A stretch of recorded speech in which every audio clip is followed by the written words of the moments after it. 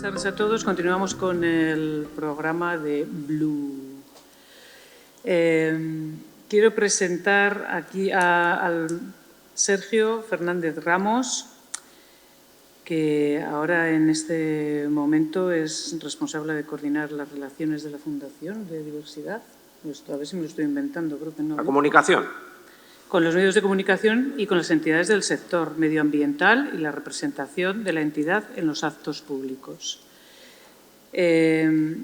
También, por lo que veo, tienen un podcast que se llama Naturalmente, que está disponible en Spotify, Apple Podcast, iVoox o ebooks, no lo sé.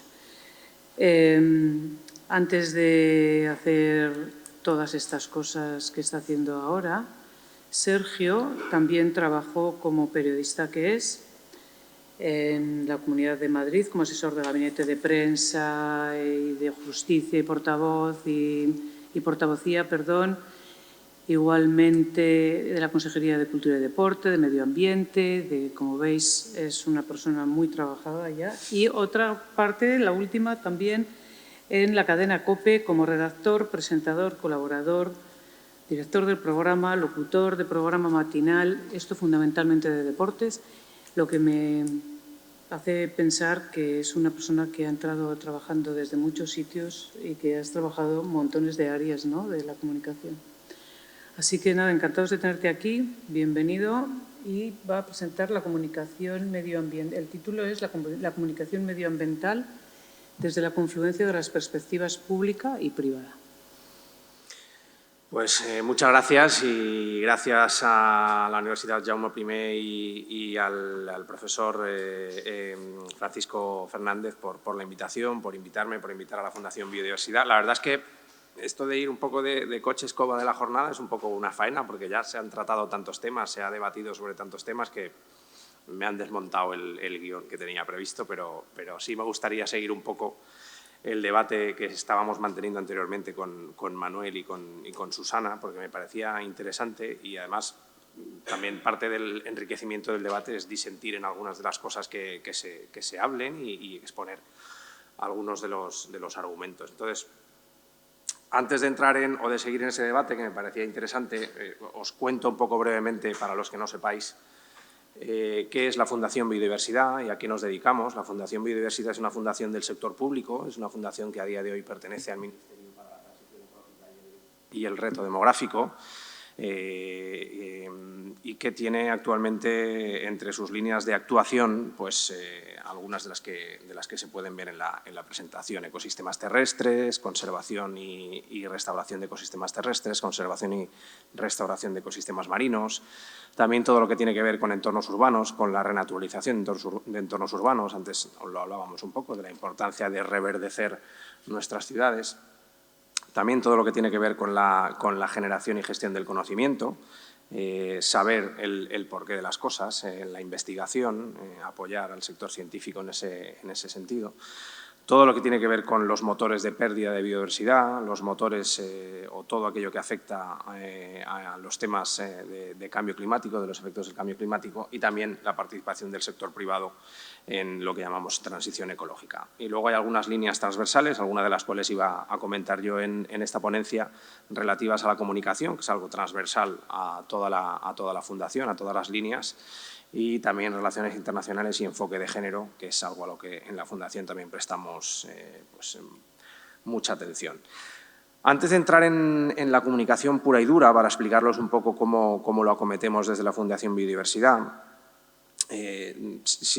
por volver un poco al hilo de antes, de la conversación que estábamos manteniendo, yo creo que el foco no es tanto la existencia de las redes sociales, sino el cómo se usan las redes sociales. A mí personalmente me parece que las redes sociales son una herramienta súper útil para comunicar, para difundir, para sensibilizar, para informar. El problema es cómo lo usamos, igual que el lenguaje. El lenguaje oral es igual de útil que el lenguaje digital, dependiendo cómo lo uses. Entonces, no sé, en este punto, no sé cuántos de los que estamos en la sala, por ejemplo, hoy hemos leído un periódico. ¿Cuántos? Online, en papel ya me olvido. En papel ya me olvido. Vale. ¿Cuántos de aquí han visto hoy alguno de sus perfiles en redes sociales? Quien los tenga. Vale. En los medios de comunicación que hayáis leído hoy, ¿cuántas noticias de medio ambiente habéis ubicado, habéis leído? Así, a simple vista, en la portada, ninguna. En redes sociales, ¿cuántas habéis visto? ¿Y qué es lo que se hablaba en redes sociales de los temas que habéis visto de medio ambiente? ¿Os acordáis de qué temas se trataban? El Congreso, claro. ¿Recordáis si era algo negativo, algo positivo? Se hablaba de... Bueno, traigo un poco el ejemplo de ver cómo nos informamos y qué hay, porque muchas veces el problema es dónde transmitimos el mensaje que queremos transmitir y para qué público. Es decir, muchas veces no es que en los medios no le dediquen información medioambiental, que sí que pasa, pero eso es más un motivo económico del medio o de falta de personal, o eso sería otro tema, y otras veces es qué canal usamos para llegar a ciertos públicos. En la Fundación, por ejemplo, ya lo veremos, tenemos diversos perfiles en redes sociales y cada uno tiene un uso diferente. Es decir, pues yo seguramente para llegar a Francisco, igual no lo sé, igual me equivoco, pero igual no pongo un vídeo en TikTok y pongo un artículo en El País, me invento, pero para llegar a Bárbara, por ejemplo, pues pongo un vídeo en TikTok y ese mismo vídeo pues lo reformulo, que sea el mismo que sirva para lo que voy a publicar en un periódico y te sirva para ti. Es decir, la importancia de la información medioambiental es saber llegar a todos los públicos de una manera que el mensaje que quieres trasladar llegue a ese público sin desvirtuar lo que tú quieres contar. Siempre pongo como ejemplo, lo decía antes, el podcast. Bueno, hace 3 meses hemos arrancado en la Fundación Biodiversidad un podcast que se llama Naturalmente, que además lo presenta yo, con lo cual es un podcast que lo recomiendo. Y lo hemos puesto un poco en marcha con la idea de generar nuevo contenido que aporte valor a la Fundación, pero también para reflexionar. Es decir, no es un podcast para atraer a personas que nos cuenten otra vez el mismo mensaje que tenemos muy manido, sino que son personajes, algunos de ellos conocidos. Hemos tenido a 3 personajes ya, a Jacob Petrus, a Juan Luis Cano y a María Lafuente, cada uno su sector. Jacob Petrus y Juan Luis Cano seguro que todos lo conocéis. María Lafuente, para quien no la conozcáis, os recomiendo que la escuchéis. Es una diseñadora de moda sostenible que solo trabaja con productos como el Tencel, como botellas de plástico reciclado, como neumáticos, y que da gusto escucharla. Pues es un producto, el podcast, que lo ponemos en marcha porque detectábamos la necesidad de llegar a un público que de otra manera quizás no llegábamos. Por seguir con el ejemplo, el primer invitado que tuvimos era Jacob Petrus. ¿Por qué funciona aquí la Tierra? Primero, porque seguramente al estar en una televisión pública no está sujeto a un tema de audiencias, pero independientemente de eso, la casualidad es que en audiencias funciona muy bien. Luego, porque tiene un equipo, como además él mismo decía, que cree en lo que hace, que también es fundamental. No es lo mismo escribir sobre un tema o salir a la calle a hacer un reportaje sobre un tema cuando te lo crees, cuando estás concienciado, cuando estás informado, que cuando hoy estás escribiendo de medio ambiente, mañana de economía, pasado de deportes, luego el local, con lo cual no tienes capacidad de profundizar en el tema. Y porque los contenidos que sacan en el programa son atractivos. Él mismo nos decía, somos, y los datos están ahí, somos de los programas más vistos de la televisión y somos de los programas que más fidelidad tiene entre los programas que se ven. Creo recordar, y estoy hablando de memoria, que suele tener una media de un 12-13% de cuota de pantalla y un 50 y pico % de fidelidad, que es una barbaridad. Y él mismo nos decía, lo que tiene este programa, que es un poco a lo que voy yo, es que consigue con ese tipo de contenido reunir delante de la pantalla a todas las generaciones, al abuelo, al hijo, al nieto, al sobrino, es decir, todos se reúnen para ver un programa que tiene unos contenidos atractivos. Que es un poco por lo que creo que hay que apostar, es decir, hacer para el lector, para el oyente, para el consumidor, un contenido atractivo. La verdad es que antes, oyendo a Manuel, que tiene mucha razón en todo lo que decía, pero daban ganas de cortarse las venas, a veces. Claro, porque si, como todo lo planteemos que está tan mal, que efectivamente hay muchas cosas que están muy mal, pero yo muchas veces digo, ¿por qué no en vez de decir estoy en contra de, decimos estoy a favor de? Es un poco cómo cuentas las cosas. La transición ecológica tiene muchas cosas de cambios, que también se ha hablado durante la jornada de hoy, de que los cambios nunca son sencillos, pero tiene muchas cosas de oportunidad también, si se enfocan bien, si sabemos invertir bien el dinero que tengamos que invertir en digitalización, sobre todo, y no poner el foco, que también me parece relevante, todo el foco parece que recae en el ciudadano. Los cambios en los hábitos de consumo, los cambios en cómo te mueves, los cambios en qué energía contratas. También hay que poner el foco en la industria, en cómo se modifican esos procesos y en comunicar todo eso de una manera que el ciudadano sepa la oportunidad que se le ofrece con esos cambios de hábitos. Muchas veces creo que hay un problema aunque pueda resultar contradictorio con alguna de las cosas que comentaba, de exceso de información. Es decir, el ciudadano tiene exceso de herramientas de comunicación a las que consultar, pero también tiene un exceso de información de decir, bueno, y yo con todo esto ¿qué se me está pidiendo? ¿Con todo esto qué puedo hacer? ¿Con todo esto qué está en mi mano? Es decir, a veces parece que con que el ciudadano recicle ya está. Ya es un ciudadano comprometido, ya vamos a conseguir que el planeta sea maravilloso y no es solo eso. Estamos pidiendo un cambio de mentalidad, pero que tiene que ir acompañado no solo de un cambio de mentalidad del ciudadano, sino de que se le propongan alternativas. Muchas de ellas, a la larga o a corto plazo, van a ser alternativas más caras, lógicamente, pero hay que explicarle el porqué de esa inversión. Hay que explicarle que igual si se compra una camiseta por €1, esa camiseta le va a durar una semana y que se va a poder comprar 10 camisetas en un mes, pero que si se compra una camiseta de €20 le va a durar el mes y además le está haciendo un favor al planeta, por decirlo así de una manera lo más general posible.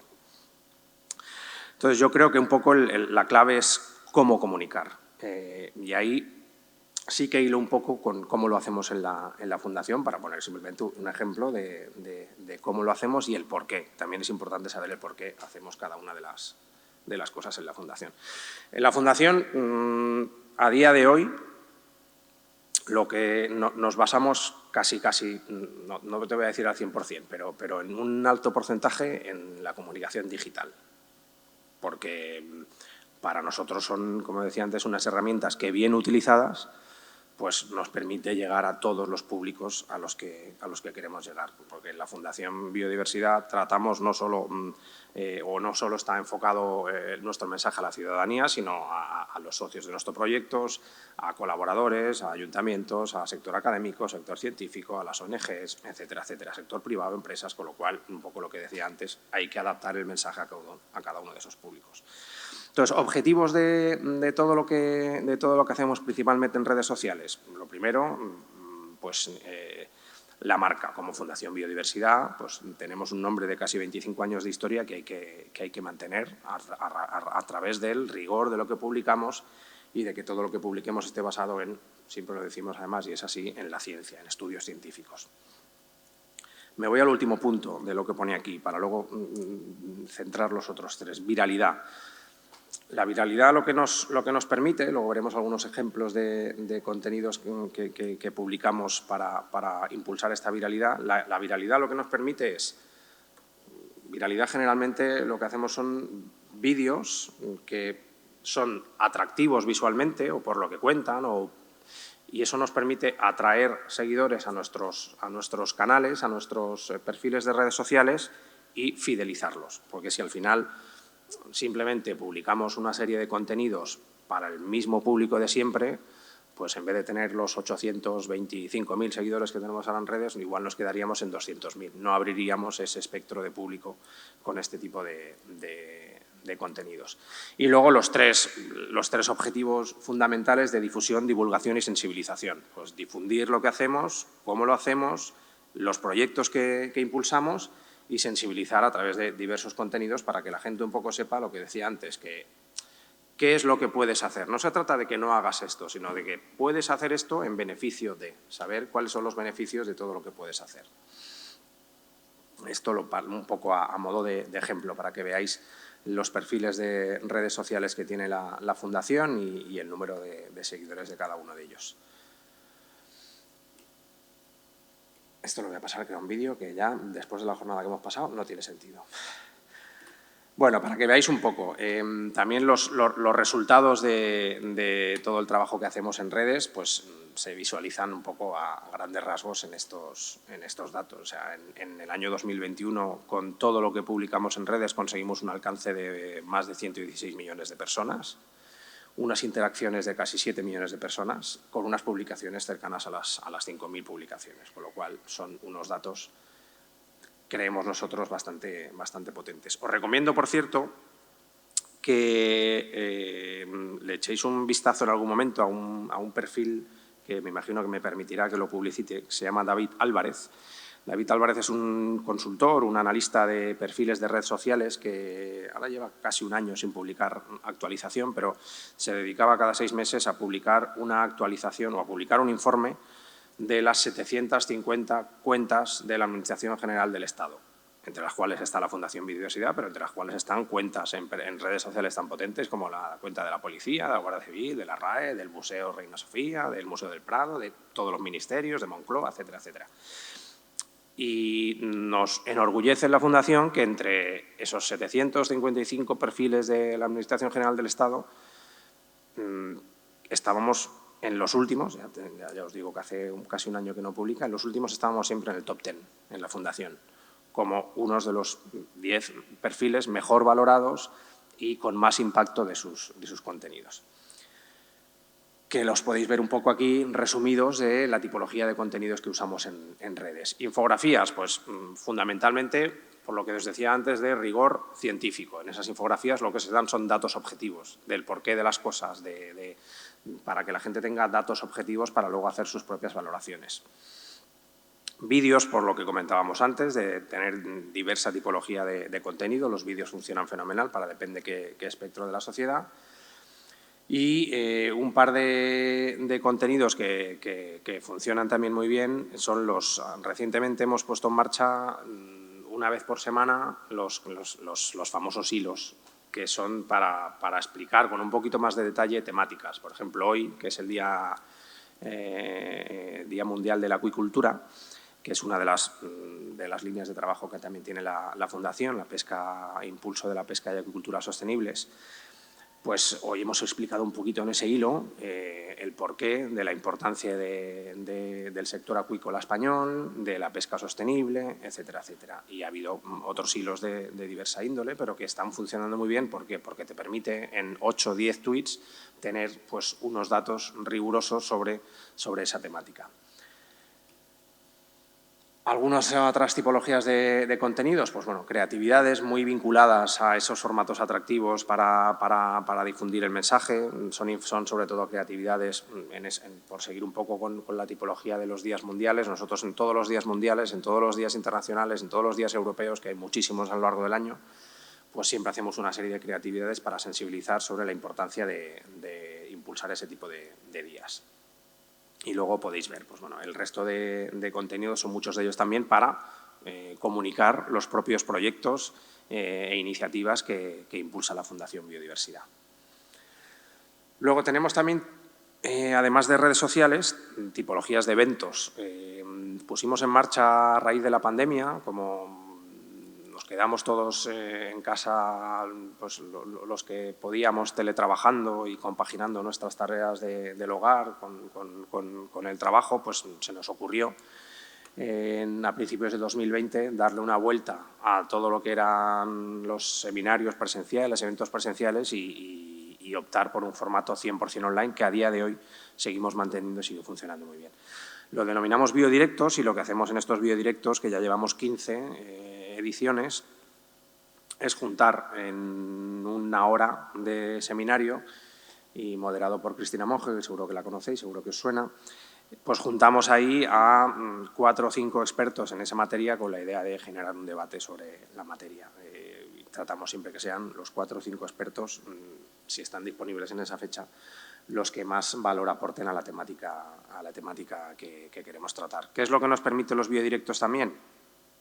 Ya no solo el seguimiento en directo de ese evento, que empezamos con una media de unas 1.200 personas siguiéndolo en directo y ahora estamos en una media de unas 900 personas. También hay que valorar que antes la gente estaba en casa y con mayor disponibilidad. A la hora de volver a cierta normalidad, la gente ya ha vuelto a unos horarios que igual no les permitían verlo en directo. Pero precisamente lo que te permite estos biodirectos, como se quedan alojados en el canal de YouTube de la Fundación y en la página web, es verlos en cualquier momento. A modo de biblioteca, que llamamos nosotros, te permite luego poder ver esa jornada, ese seminario en cualquier momento. Luego la Fundación tiene una sede en Sevilla también, que está cercana a la Giralda, que denominamos la Puerta de la Biodiversidad. Y con esta tipología de evento lo que pretendíamos era generar contenido más allá de lo que genere el propio evento. Entonces es un contenido dividido como en 2 partes. Una primera parte en la que también los ponentes debaten sobre una temática, pero de una manera un poquito más extensa.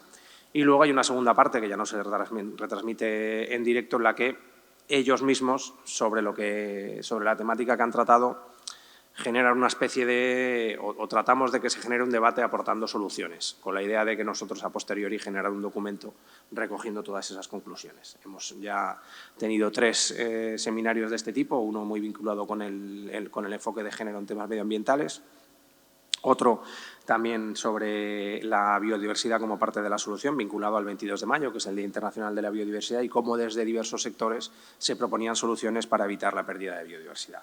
Y el más reciente que hemos realizado a final de este verano sobre la estrategia de infraestructura verde y conectividad y restauración ecológica, con la idea de que también, como sabéis que es una estrategia estatal, con la idea de cómo se implementa en las diversas comunidades autónomas. Luego también diversas tipologías que tenemos de vídeos, por así decirlo, para redes sociales. Pusimos en marcha también hace un año aproximadamente un formato que denominamos diálogos, que funciona muy bien y que es enfrentar, si se me permite la expresión, a dos personas para que durante 10 minutos reflexionen sobre algo. Es como si pusiéramos a Manuel y a Susana durante 10 minutos reflexionando sobre una temática, sin moderación, sin ningún tipo de premisa, simplemente sobre el tema que les preocupe o sobre el que haya tratado la jornada en la que hayan participado, pues bueno, les juntamos, reflexionan de una manera distendida y luego es un formato que funciona muy bien también en redes sociales. Luego tenemos en redes campañas de sensibilización, como decía antes, vinculadas al Día de la Biodiversidad. Una campaña que hicimos, que ya todo esto en redes sociales, una campaña que hicimos sobre sensibilización sobre el tema de residuos plásticos, de contaminación por plásticos en el mar, y algunas que siguen todavía ahora mismo vigentes, como los temas de los beneficios de la renaturalización en las ciudades para el bienestar de las personas, o también sobre el impulso de la bioeconomía, que antes se ha comentado también. Del podcast voy a pasar apenas mucho más porque ya lo he comentado anteriormente, y la página web de la Fundación, que hace 15 días justo es otro de los canales que hemos puesto en marcha o que hemos actualizado porque considerábamos que era también un soporte que necesitaba una reestructuración para dotarlo de un contenido más ordenado, siguiendo las líneas de actuación nuestras, y que también fuera un poco un repositorio de todos aquellos materiales que vamos lanzando en redes sociales para que toda la gente tuviera un sitio claro donde acudir si quería localizar tanto alguna convocatoria que esté publicada, como alguna licitación, como todos los contenidos en materia de comunicación. Otra de las herramientas, que esta no es ninguna novedad, es el mailing que podemos usar. Luego estamos también presentes en algunos de los grandes congresos o eventos. Recientemente yo he vuelto, por ejemplo, de la COP de Egipto. Hemos estado 15 días allí coordinando el pabellón de España en Sharm el Sheikh, todas las actividades que allí tenían lugar. Y esta es otra muestra de que en cuanto das un altavoz o una herramienta bien gestionada, bien organizada a las empresas, a las ONGs, a la ciudadanía, pues toda esa herramienta bien utilizada pues tiene su retorno. En 10 días, que ha durado aproximadamente 10-11 días la cumbre, el pabellón es tampoco, para que todo el mundo lo entendáis, hay dos, en las cumbres de cambio climático hay dos partes, la parte de negociación y la parte un poquito más lúdica, por llamarlo de alguna manera. En esa parte un poquito más de networking es donde estaba el pabellón de España y hemos conseguido tener pues, un pabellón con muchísimo contenido, con 45 eventos durante esos 11 días, con más de 1.200 personas acudiendo a presenciar esos eventos, con más de 320 panelistas, de los cuales 58% eran mujeres. Y en redes sociales todo lo que hemos publicado durante la cumbre pues ha tenido un alcance de más de 100.000 personas. ¿Cuál es la cara B de la cumbre? Que en redes sociales funciona fenomenal, pero solo han asistido 7 medios a cubrirla, 4 de ellos públicos.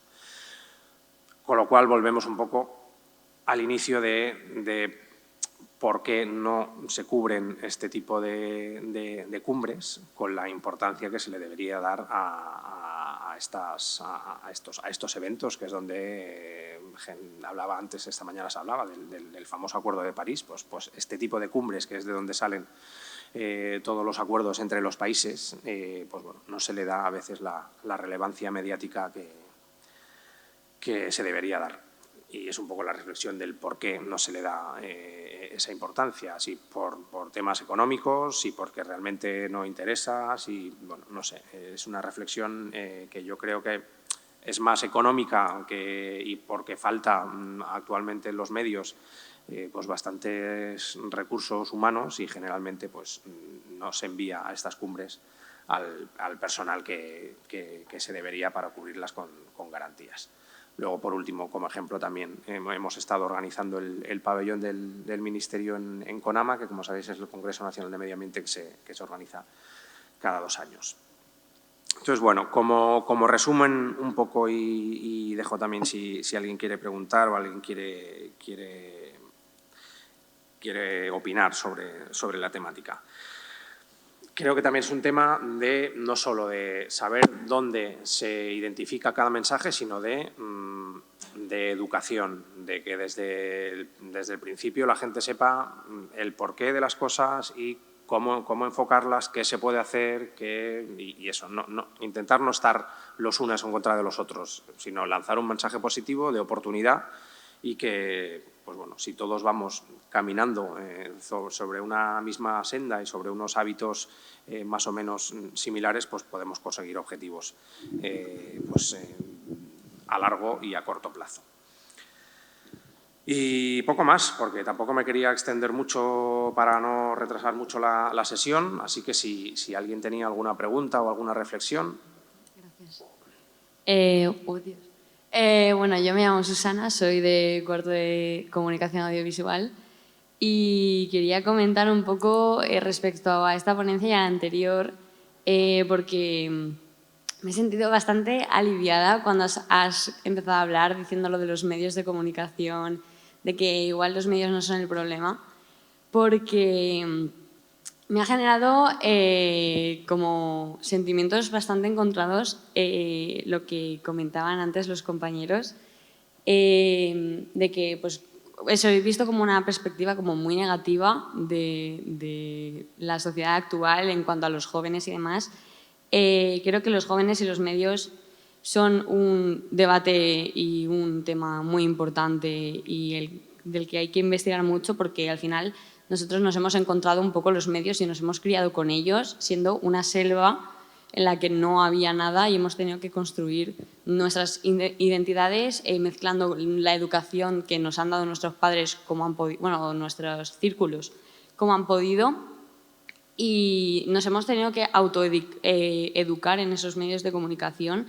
Entonces, en relación a esta convención, que es cómo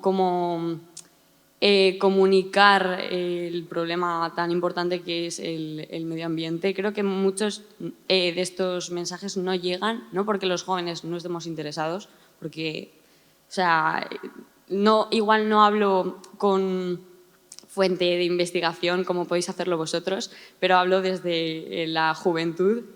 Los jóvenes estamos muy interesados en todos estos temas porque al final estamos muy preocupados por nuestro futuro, que es lo que más nos genera esa ansiedad y esa depresión de la que antes pues, hablábamos.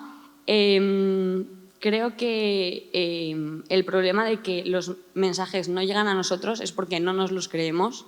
Da igual que una persona o un medio utilice tweets, que ahora está tanto de moda, o hayan periodistas que se pasen a tweets o a otros medios, porque es que no llegan porque no nos los creemos. Estamos acostumbrados como jóvenes a recibir constantemente mensajes de que la juventud está mal, que los medios de comunicación hay que erradicarlos.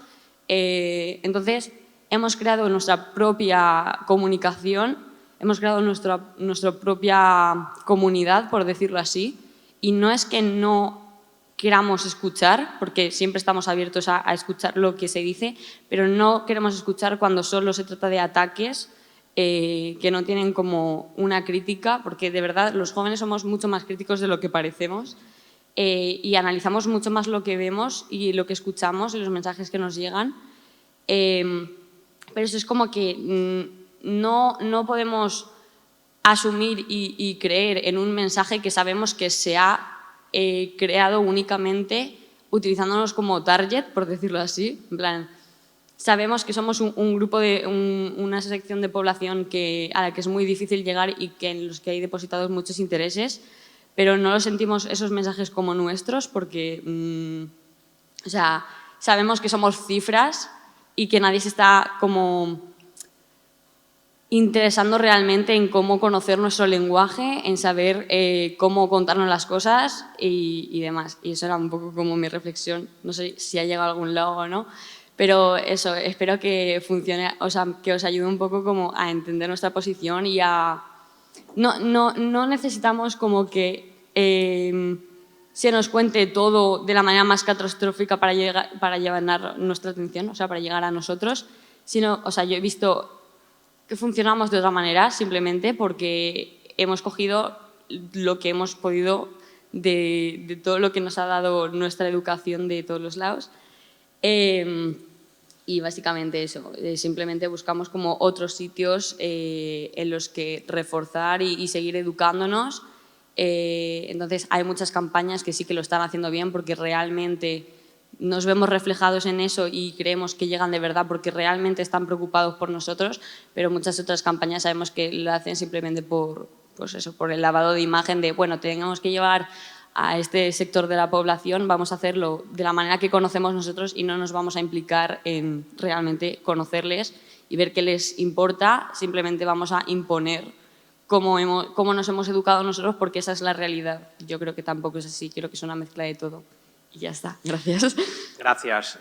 Bueno, sí, no generalizaría tanto, pero lo que menos me preocupa de lo que cuentas es que tengáis vuestros propios foros para comunicaros, para trasladar estos mensajes, para comunicar la importancia de actuar de una manera o de otra. Si vosotros o vosotras consideráis que vuestro foro no es Twitter o el periódico de turno, sino un grupo de WhatsApp o juntaros en la cafetería y hablar, si lo importante es que debatáis sobre el tema y que tengáis información.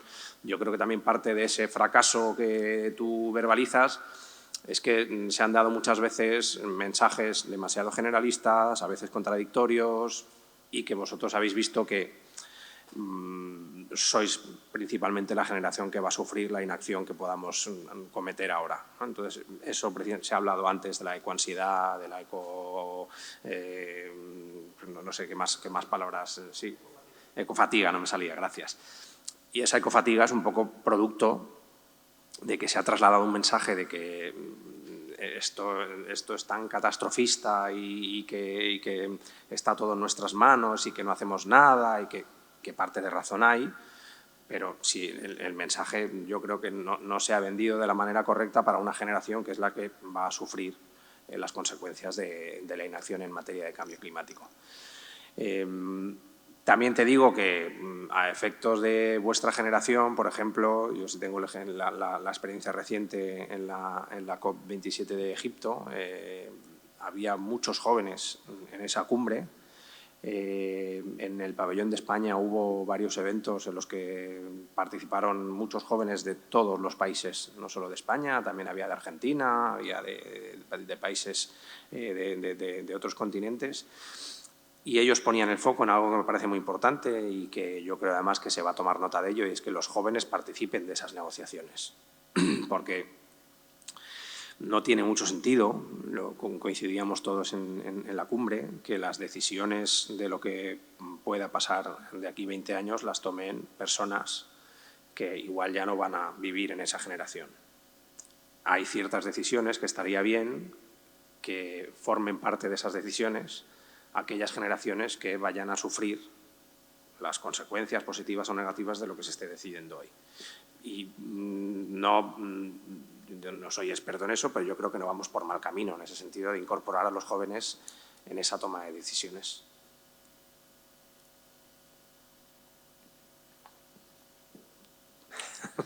Por alusiones.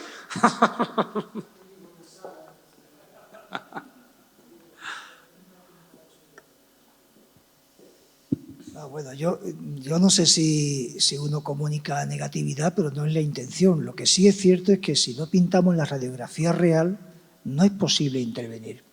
Es decir, es como si vas al médico y no te cuenta la verdad de tu salud. Entonces, ¿de qué te quieres sanar? Entonces, es necesario contar la radiografía, ¿verdad?, para ver cómo tenemos que intervenir. Yo creo que no negativo con los jóvenes. Nosotros trabajamos con jóvenes. Yo creo que he montado proyectos de comunicación popular en todos los países de América Latina con jóvenes, menos en Venezuela, a lo largo de 22 años. Sé lo que es trabajar comunicación. Y la mayoría de estos proyectos de comunicación son porque no le tienes que contar a la gente lo que tienen que comunicar. Ellos saben, ellas saben lo que quieren contar, lo que tienen que comunicar. Esto es lo más importante. Tú eres un facilitador o eres un catalizador de algo que la gente desea porque tienes unas herramientas que la gente no tiene. Pero esto es importante. Yo no creo que la gente joven sea. Lo que pasa es que es verdad que se construyen muchas esperanzas que luego se frustran porque no van a nada, ¿no? Es esto de la cumbre. Pues está bien hacer una cumbre, es importante hacer la cumbre, tal y cual, pero no creemos expectativas falsas porque hay que comunicar la realidad y hay que comunicar la verdad, por muy desesperanzadora que sea, porque si no hacemos eso, no vamos a construir jamás alternativas, ¿no? Y yo creo que hay mucha, que la gente joven es la que no tiene la responsabilidad de solucionar esto, pero sí tiene la responsabilidad de participar en la construcción de alternativas y de otras formas de hacer los medios. Porque es verdad que estamos desafectados por cómo nos comunican y nos informan los medios, por eso cada vez se lee menos, por eso cada vez tenemos, bueno, no nos sentimos apelados por esos medios, ¿no? Bueno, pues hay que crear otros, simplemente. Hay que crear desde la cercanía y desde la proximidad, ¿no? La labor vuestra, pues se me parece fundamental, ¿no? Esta, pues aquí somos hormiguitas, ¿no? Pum, pum, pum, todos poniendo para sumar, para juntar. Todas estas iniciativas son súper importantes, pero todas deben de conducir a una reflexión que haga, de verdad. La radiografía para mí es fundamental. Yo no quiero ir al médico que no me diga la verdad de lo que me pasa, ¿no? Y epistemológicamente estamos equivocados. Partimos de principios epistemológicos erróneos. Y cuando uno lo confronta con otras culturas es cuando se da cuenta de los errores en los que estamos. Entonces, hay que aprender a leer y a escuchar en esas otras culturas con otros conocimientos que todavía podemos seguir validando, ¿no? A mí me ilusiona mucho, y más que estáis también en Sevilla, conozco a alguna gente, colegas que están en APIA y que están ahí y que están trabajando. Pues claro que yo animo y a todas las personas que quieran acercarse, ¿no?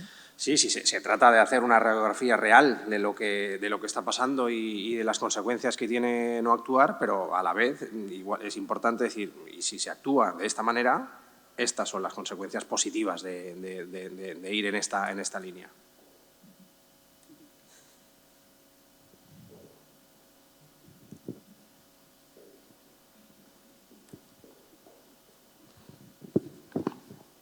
Bueno, siguiendo con esto de la gente joven arriba, la gente joven abajo, me ha parecido muy interesante lo que has comentado de que en esta COP se ha visto mucha presencia de gente joven muy activa e incluso de niños y niñas. Sé que desde el Ministerio o desde la Fundación Biodiversidad habéis puesto en marcha algún tipo de iniciativa, ¿no? Porque hablamos, que participen los jóvenes en la COP. ¿Cómo se hace eso? ¿Cómo se concreta y con qué programas o qué mecanismos y qué jóvenes, ¿no? Porque ¿cómo se hace ese proceso de, bueno, pues de reclutamiento de jóvenes que vayan a la COP? Pues en el caso concreto de esta cumbre había un proyecto que sacamos que se llamaba Generación Clima, enfocado a estudiantes universitarios, en los que no recuerdo el mes exacto, pero creo que fue en torno a junio o así, se lanzó como una comunicación pública para que los estudiantes universitarios que estaban trabajando en algún tipo de proyecto vinculado con la emergencia climática pudieran presentar sus propuestas, y los proyectos ganadores nos los hemos llevado a la cumbre directamente. Han sido en total 10 jóvenes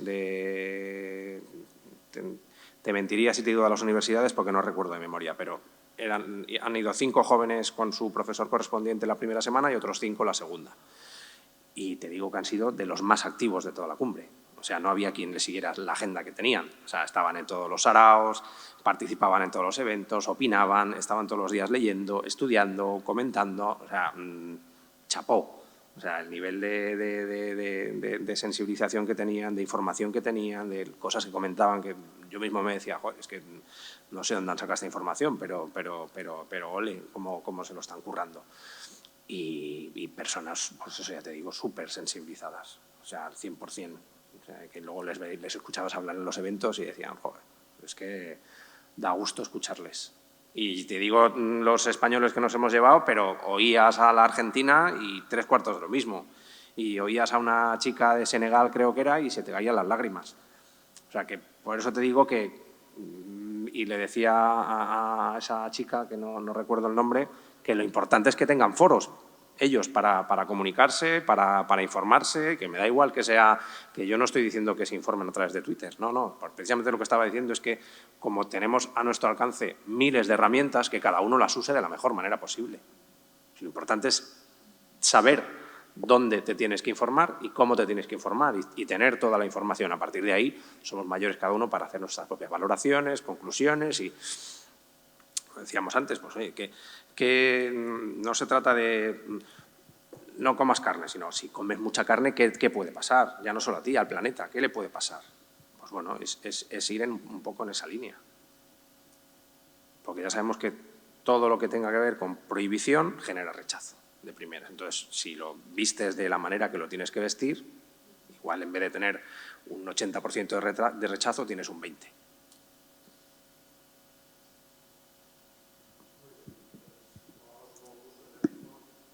Muchas gracias.